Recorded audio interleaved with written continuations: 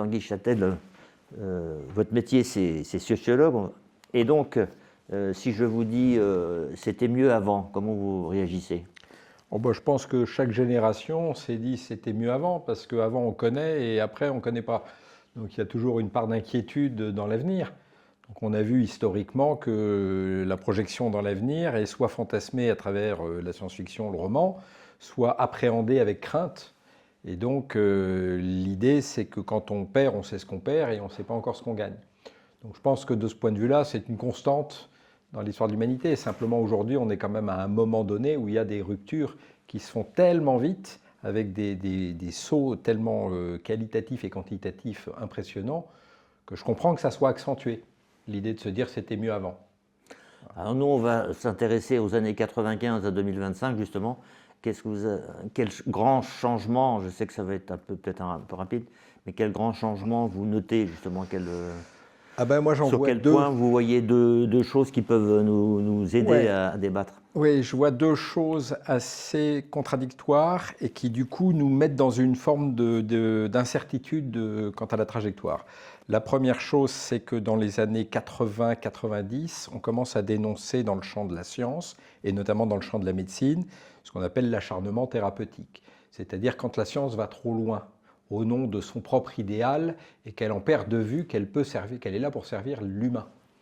Et donc il y a un premier frein qui vient notamment avec la période du sida, où la médecine se rend compte qu'il y a des retours de maladies presque moyenâgeuses. Enfin, on a cette vision-là à l'époque. Et puis on voit récemment que le Covid a aussi mis à mal les velléités de croire qu'on pouvait se protéger. Donc là, on est dans une idée où la science est un peu mise à mal et doit apprendre à se calmer. Et dans ces moments-là, on voit l'émergence de l'éthique biomédicale, les premières lois de bioéthique, qui consistent à dire c'est à l'humain de maîtriser le progrès et pas au progrès de déterminer l'humain. Mais quand même, dans le même temps, et c'est là où c'est un peu contradictoire, on voit la science, et notamment ce qu'on a appelé plus tard les NBIC, le cocktail entre les nanotechnologies, la biologie, l'informatique et le développement des sciences cognitives, donc NBIC, et qui commence à montrer par sa combinaison de sciences molles et de sciences dures que le génie humain, je mets des guillemets, pourrait dominer la mort, pourrait résoudre tous les problèmes de l'existence, et c'est à partir de ça que naît un mouvement comme le transhumanisme, par exemple. Et donc là, c'est au contraire la science débridée. Donc il me semble que c'est ça qui caractérise les années 2000, c'est le retour de l'incertitude. Alors il y a des événements comme le World Trade Center et ainsi de suite, il y a tout un tas de choses qui viennent brutalement mettre un coup d'arrêt à ce mythe du progrès qu'il y avait depuis les années 50, où les choses avaient l'air de se développer en continuité, et puis là, patatras, il y a des trucs qui nous tombent sur la tête. Et notamment, qu'est-ce qu'on fait de l'humain au milieu de ça? Est-ce qu'on va l'aider? Est-ce qu'on essaye de le sublimer, de le transcender, de l'auto-transcender, comme disent certains sociologues? Aujourd'hui, on est encore dans cette patte-doigt-là, si j'ose dire. Ça, c'est les deux grands changements que vous soulignez? Je note, alors si je veux faire référence à deux auteurs, il y a deux auteurs qui illustrent ça, un sociologue français qui s'appelle Alain Ehrenberg et qui parle du culte de la performance. Et il fait un lien entre le culte de la performance dans lequel on vit tous aujourd'hui et la fatigue d'être soi, qui est un de ses livres. Donc l'épuisement, la lassitude, le découragement et ainsi de suite, voire même les addictions, les problèmes de santé mentale et ainsi de suite. Donc il lie très très précisément les problèmes de santé mentale aux problèmes de culte de la performance. Et puis l'autre chercheur, c'est Hartmut Rosa, qui nous parle de l'accélération et qui nous dit, à force de vouloir aller plus vite, on fragilise aussi l'être humain au point qu'il ne sait plus très bien qui il est. Et lui apporte une autre forme de réponse, c'est de dire c'est par la résonance qu'on arrivera à retrouver notre rapport au monde. Voilà. Et la résonance, c'est la relation de qualité avec les gens. On peut vous demander vous-même un peu quels sont, en dehors des analyses générales, les grands changements que vous notez dans ces années-là, 95, 2025? En fait, les sociologues ont pris l'habitude de parler d'un truc qui est un peu bateau, mais qu'on appelle la permacrise, qui dit qu'en fait, on a l'impression d'être en crise permanente. Alors non, l'humanité a toujours été en crise, parce que c'est comme ça qu'elle se développe, qu'elle invente, qu'elle se repositionne. Mais là, on le sent bien, les crises se succèdent tellement vite qu'on n'a même plus le temps de respirer. On n'a même plus le temps de faire l'analyse Donc de tirer la leçon du truc. Et donc c'est ça que les sociologues appellent la permacrise, c'est-à-dire ça nous met dans un état d'essoufflement. Donc ça, c'est quelque chose qui marque quand même très très précisément la société mondiale depuis les années 2000. Et là, on est à bout de souffle, semble-t-il. Alors on peut encore essayer d'aller encore un peu plus vite, mais... Nous, on dit qu'on va cultiver le goût de l'avenir. Alors comment on conjugue ça avec ce que vous dites sur la permacrise et l'accélération Si le goût de l'avenir, c'est la technologie, parce qu'on attend de la technologie qu'elle réponde à tous nos défis de demain, alors on peut s'attendre à ce qu'elle prenne la place de l'humain, y compris par l'intelligence artificielle, par le robot. Deux enquêtes récentes au Japon et en Corée du Sud établissent que désormais les patients trouvent que le robot est plus empathique que le soignant. Donc ça interroge, parce qu'il est disponible, parce qu'il part à l'heure, parce que voilà, et donc c'est un soignant qui est mis au service de l'individu qui ne veut pas de contrariété. Des études sérieuses, bien sûr. Ah oui, c'est des études scientifiques avec véritablement, on a été posé, qualitatives, mais on a été posé la question aux gens. Donc on comprend que là, il y a un défi, c'est quoi la place de l'être humain dans ce système-là? Bon. Donc ça, c'est une première chose qui peut nous inquiéter. Est-ce qu'on va laisser la technologie se développer? J'entends des gens dire oui, mais le sujet, c'est est-ce que l'intelligence artificielle va triompher en Chine ou aux États-Unis, parce que là où ça triomphera, ça constituera une norme mondiale. Et donc tout le reste du monde sera soumis, comme en matière informatique, on a eu des standards et ainsi de suite. Et donc il faut être dans cette course parce que si on n'est pas, on est mort. Bon, oui, mais sauf que le fait d'être dans cette course, ça nous épuise, ça use, ça fragilise les sociétés. Donc comment être dans cette course sans pour autant renoncer à la raison d'être de nos sociétés qui sont toutes d'essayer d'offrir la vie la plus désirable à l'ensemble des gens. Voilà. Une vie désirable, ce n'est pas une vie où mon meilleur ami, c'est mon ordinateur.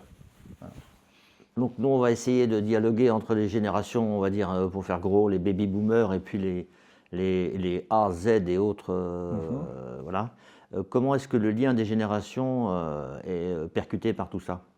Alors, il y a eu des affirmations pour dire qu'on risquait une guerre des générations. Savoir que les jeunes reprocheraient aux boomers d'avoir profité d'un système et que c'est eux qui en paieraient l'addition. En fait, quand on fait des enquêtes sociologiques, c'est pas ce que disent les jeunes. Ils ne nous font pas le procès, ils nous disent on comprend très bien qu'à votre époque, vous avez profité, puisque c'est difficile de juger les années 50 à l'aune de ce qu'on sait aujourd'hui. Donc il n'y a pas tant de lutte générationnelle que ça. Au contraire, il y a, semble-t-il, une certaine appétence pour le lien intergénérationnel, à condition de ne pas le limiter aux vieux qui rencontrent les jeunes ou aux jeunes qui rencontrent les vieux, mais de le tricoter dans une continuité. D'ailleurs, avec le cercle vulnérabilité et société et Bayard, on avait fait une enquête pour démontrer ça et on avait même fait une mini-convention intergénérationnelle qui avait eu un vrai succès et puis on est en train d'essayer de déployer ça dans les territoires, avec l'Association des maires de France notamment. Donc l'idée, c'est de faire prendre conscience aux gens qu'il y a une espèce d'utopie délétère qui serait que chacun devrait conduire sa vie en étant autonome. Ça n'existe pas. En vrai, dans la vraie vie, personne n'est autonome. On dépend tous de quelqu'un à un moment ou à un autre, pour une chose ou pour une autre. Et donc, au contraire, faire de la pédagogie, et là, l'éducation nationale aurait son rôle, faire de la pédagogie pour dire une société saine, c'est une société de gens interdépendants. Et donc, reconnaissons là où nous sommes dépendants plutôt qu'autonomes, et reconnaissons là, au contraire, on a une richesse qu'on peut apporter à d'autres gens qui seraient dépendants. Et en fait, les sociétés ne se construisent que comme ça.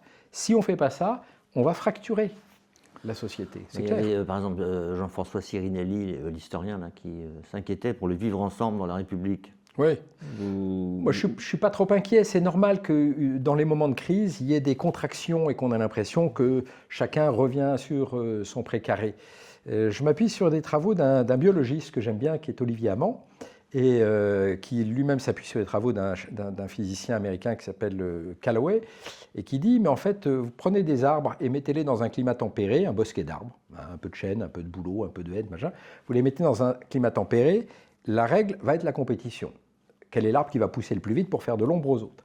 Vous prenez les mêmes essences, vous les mettez à 2000 mètres d'altitude dans un environnement beaucoup plus contraint en termes de ressources, beaucoup plus exposé, et très très rapidement, les essences coopèrent parce que la fragilité de l'un provoque l'effondrement du bosquet.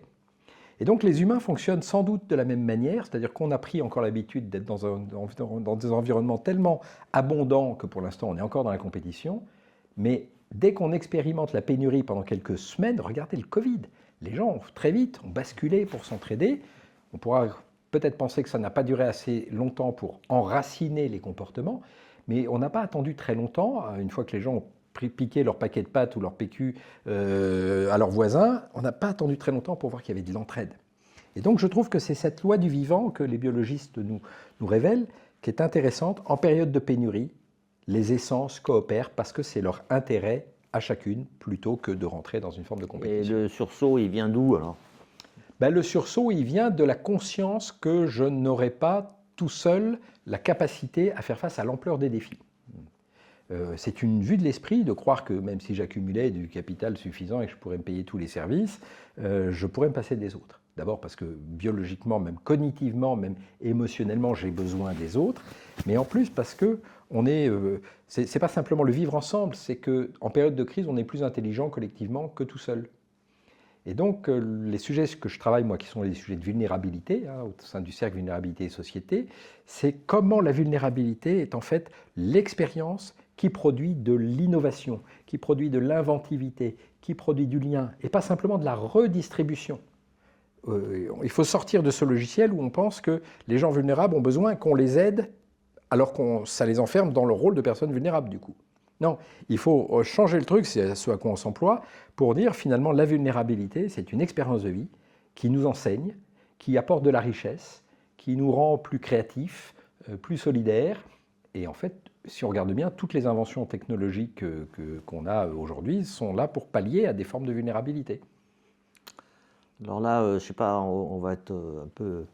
On va élargir un peu dans le sens, qu'est-ce que vous avez envie de dire à des jeunes de 20 ans aujourd'hui qui, justement, sont dans tout ce contexte-là et qui sont sensibles à la vulnérabilité, mais qui doivent aborder l'avenir? Quels sont, pas les conseils, mais quelques évidences que vous avez envie de dire à des jeunes de 20 ans aujourd'hui? Il m'arrive souvent d'aller dans des lycées et de parler de vulnérabilité à des lycéens, ils me comprennent tout de suite. Parce que le moment de l'adolescence, c'est un moment de grande rupture, transition, et la vulnérabilité, ils l'expérimentent, ils peuvent faire l'objet de harcèlement, l'acné, la puberté, que sais-je, tout ça, c'est le passage à l'âge adulte. Ils ont l'expérience de la vulnérabilité, ils ont l'expérience de comment est-ce qu'on peut transformer ça pour finalement devenir meilleur. Ça, c'est une première chose, c'est de dire, en fait, il n'y a pas des gens vulnérables, tout le monde fait à un moment ou à un autre de sa vie, et même souvent plusieurs fois, l'expérience de la vulnérabilité. C'est la seule expérience du vivant qu'on ait.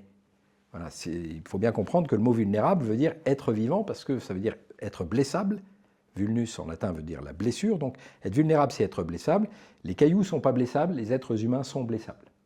Et donc la vulnérabilité, c'est notre socle, c'est notre ADN qui nous permet pour éviter de se mettre en porte-à-faux, de devenir créatif et inventif. La deuxième chose, c'est que la vie, c'est du réel, c'est pas du virtuel. Donc j'aurais envie de dire aux jeunes, mais rapprochez-vous de vos semblables, plutôt que d'aller forcément jouer en ligne, même si la technologie le permet, et puis que c'est plus excitant peut-être, ce que je peux comprendre, mais en réalité, ce qui nous nourrit durablement, c'est la relation humaine. C'est la confrontation des idées, c'est le plaisir, c'est la caresse, enfin c'est rentrer en relation réellement avec quelqu'un. Et dans cette rencontre, il y a de la fécondité, pas simplement évidemment au niveau physique, biologique, mais aussi au niveau des idées, au niveau de la nourriture relationnelle, spirituelle. Donc c'est là-dedans qu'il faut aller. Le vivant a besoin de se nourrir du vivant, pas du virtuel. Si on se nourrit que de choses artificielles. Ça vous inquiète un peu justement cette croissance du virtuel, cette omniprésence, ou il faut le mesurer autrement? Alors, si ça n'était qu'un outil... Il y a avant et après Internet quand même. Oui, et il y aura avant et après l'intelligence artificielle. Si ça n'était qu'un outil, j'aurais aucun problème. Dès lors que ça devient une finalité en soi, presque un totem, un objet de fascination, peut-être de culte, dans ce cas-là, je me dis qu'on sacrifie notre liberté au nom d'une forme de fascination pour un objet. Voilà.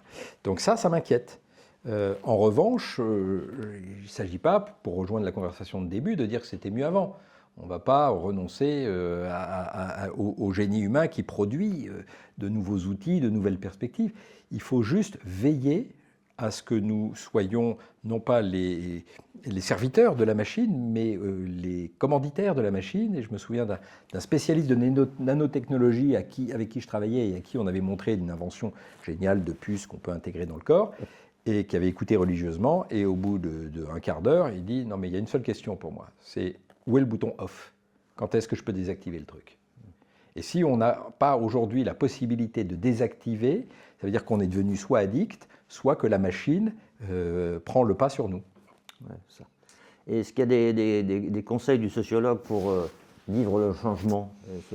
La façon de... Alors, pour certains, ça sera la spiritualité, on peut développer un peu toutes les façons de vivre, mais est-ce que, à partir de votre expérience, Ouais. Comment on vit le changement? Alors, comment on s'aide à vivre le changement? Il y a plusieurs approches. On peut avoir une approche d'historien, et on se dit finalement que les transitions ne sont pas si fréquentes que ça, c'est plutôt des ruptures. À l'échelle de l'histoire, là, on est dedans, là. Les sociétés fonctionnent par cassure, parce qu'en fait, tant qu'on a quelque chose à perdre, on le garde, et puis le jour où on l'a perdu, il faut bien basculer. Ça, c'est plutôt une lecture d'historien. Au niveau biologique, ce n'est pas la rupture, c'est l'adaptation. Voilà, comment est-ce que les cellules s'adaptent? Alors ça prend le temps long, mais comment est-ce que les organismes vivants s'adaptent? Et mon conseil aujourd'hui, peut-être, enfin c'est même pas un conseil, mais mon observation de sociologue, c'est de dire que je travaille beaucoup pour essayer de comprendre comment la vulnérabilité pourrait être la clé pour les temps actuels. À savoir que quand on sait qu'on est fragile, et qu'on peut tomber malade et qu'on peut se blesser, on est plus vigilant, on est plus inventif, on est plus sensible, donc on est plus vivant, et donc on est plus adaptable.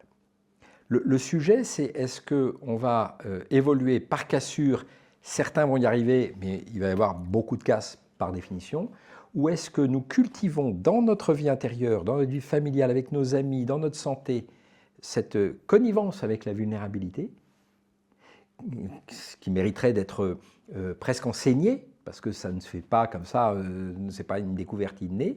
Et une fois qu'on a compris comment la vulnérabilité nous rend sensibles, nous rend réceptifs à l'autre, alors on développe de fait, parce que c'est son fruit naturel, une adaptabilité qui permet de mieux digérer les changements. Donc en gros, soit on accepte soit on reste tel qu'on est, et puis ça passe ou ça casse, mais ça va faire mal, et on ne sait même pas si soi-même on va être à l'abri. Soit par anticipation, puisqu'on sent que les temps changent très vite, on développe cette familiarité avec l'adaptabilité qui vient de la vulnérabilité, de l'expérience de la vulnérabilité, et dans ce cas-là, il y a des chances que petit à petit, on puisse trouver la place dans un monde. Et si on adapte ça pour les personnes précaires, sinon pour les continents en grande difficulté comme l'Afrique ou certains pays d'Asie, est-ce que c'est recevable? Oui, c'est recevable. Vulnérabilité, ils sont déjà dans la vulnérabilité. Ils sont dans la vulnérabilité, mais ils ont, par rapport à nous, une force d'adaptation, peut-être même une force de survie qui est considérable. Il n'y a pas très longtemps, je faisais une formation pour des aides à domicile. J'avais une jeune femme qui était en France depuis 1 an et demi, qui venait d'Érythrée. Elle avait traversé tout le Sahel à pied, puis la Méditerranée, puis l'Italie. Elle a vu mourir des tas de gens autour d'elle. Elle avait 19 ans, elle a une expérience de vie qu'on ne souhaite à personne, tellement elle est violente. Hein.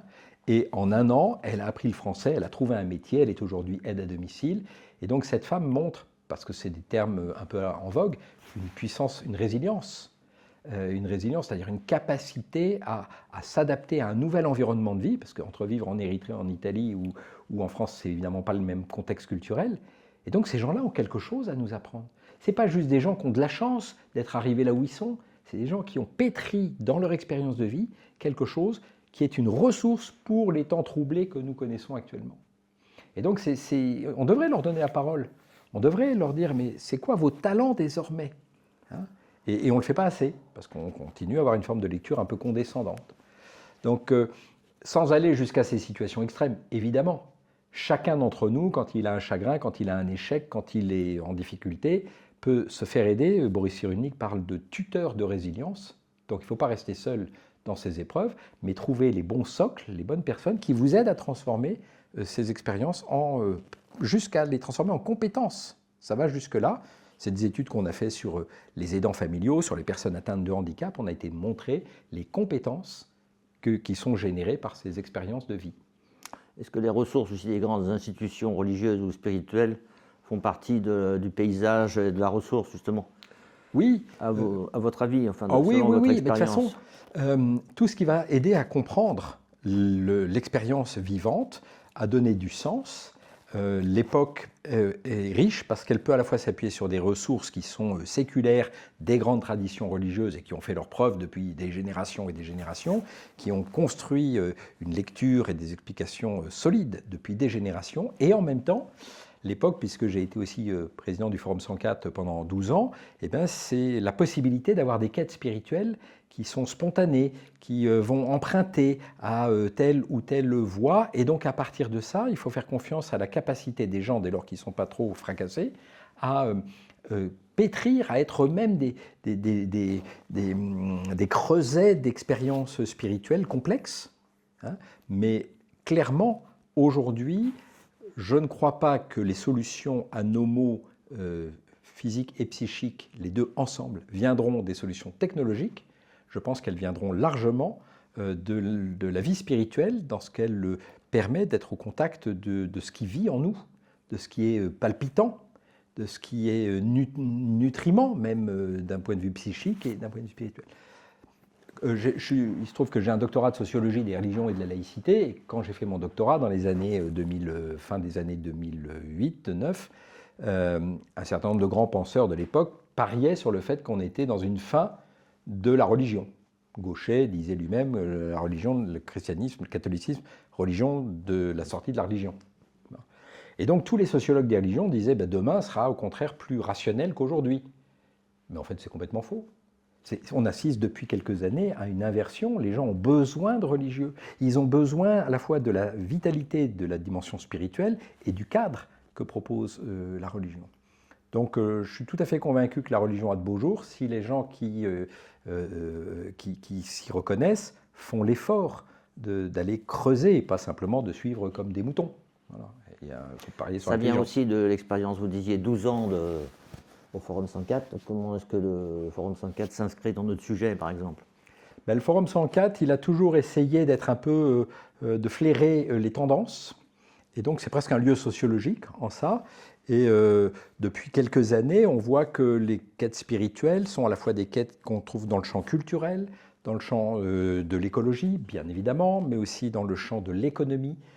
Être un manager, être un chef d'entreprise aujourd'hui qui s'engage, c'est chercher le sens de ça. C'est pas juste aller tirer du profit, c'est la responsabilité vis-à-vis des collaborateurs.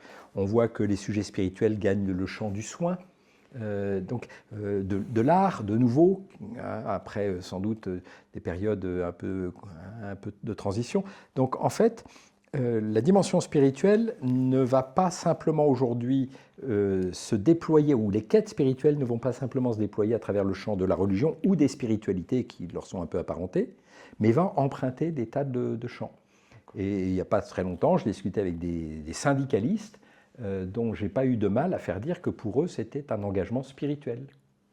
C'est ça, c'est cette variété de l'horizon qui me semble extrêmement riche, parce que du coup, au lieu de se regrouper par gens qui pensent de la même manière, on peut aussi s'enrichir en allant voir les gens qui pensent de manière différente, et c'est aussi ça le vivre ensemble. C'est aussi ça. Vous aviez prévu de faire une forme d'éditorial sur le sujet ? Non. Non ? Non, mais... Vous voulez vous lancer ? Dire deux mots de plus ou trois, ou ça suffit pour vous là ? Non, j'essaie de voir s'il y a quelque chose qui me viendrait... Vous voyez le public, ces boomers là, et puis ces jeunes étudiants sur les années 95-2025. Ouais. Voilà, comment est-ce qu'on a le goût de l'avenir ensemble, c'est ça. Ouais. Et ça se passe, vous, c'est le lancement par rapport au forum aussi. Ouais. Voilà. Y a une chose que j'observe chez les jeunes, et chez mes enfants, mes propres enfants, c'est qui ont entre 21 et 30 ans. C'est une vraie inquiétude de l'avenir qui peut freiner leur engagement. Et à côté de ça, j'observe des jeunes qui sont extrêmement bien formés, déterminés, et qui me donnent pleinement confiance dans leur capacité de relever les défis. Ce que je voudrais dire à ceux qui s'inquiètent et qui du coup pensent que leur vie passe par une attention à l'instant présent et finalement ne pas se projeter, c'est que c'est super précieux de vivre l'instant présent, hein, parce qu'on sait pas, on n'a aucune idée de ce que va être le monde demain, après-demain, mais en même temps, il faut construire le monde comme si ce qu'on construisait avait une chance de durer, plutôt que de s'interdire de le construire en disant il y a toutes les chances que ça ne dure pas.